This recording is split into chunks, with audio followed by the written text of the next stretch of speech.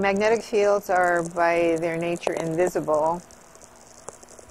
There are some things that nature does to make them more visible.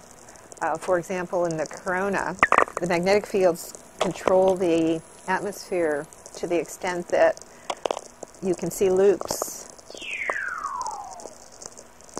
We consider that those loops are in fact pictures of the magnetic field that we're seeing.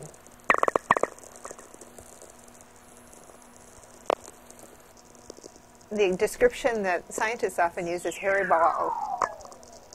Some of the hair is ingrown so that the loop is attached to the sun at both ends, but some of the hair goes waving out, and when stuff gets on that open field line, it can stream out and become the solar wind.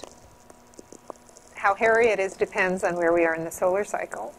As active regions begin to emerge from the photosphere, it gets very messy, and so it gets hairier and hairier and messier as the solar cycle progresses.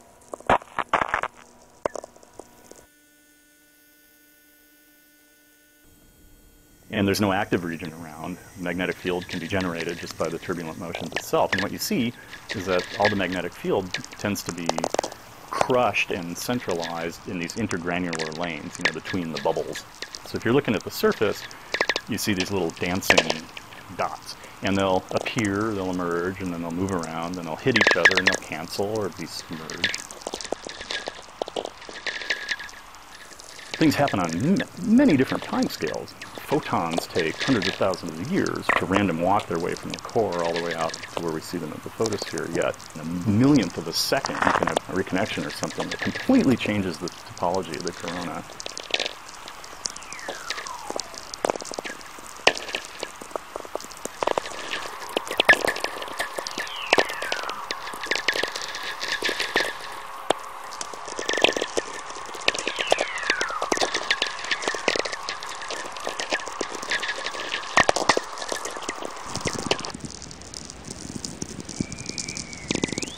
Any particle that is charged knows what the magnetic field around it is doing, and it has to move in a direction that's at least in part governed by the magnetic field. And if you have a closed loop of magnetic field, particles moving in that magnetic field will move in such a way that they will never leave. They orbit the magnetic field lines very quickly, and they whiz around back and forth and back and forth. Once they're on those closed magnetic field lines, they stay there as long as nothing else happens.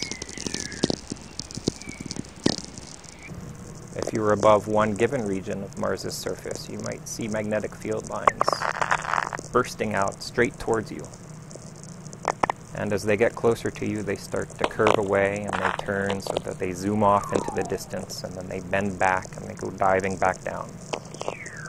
But you're not seeing just one of these. You see this happening all around you.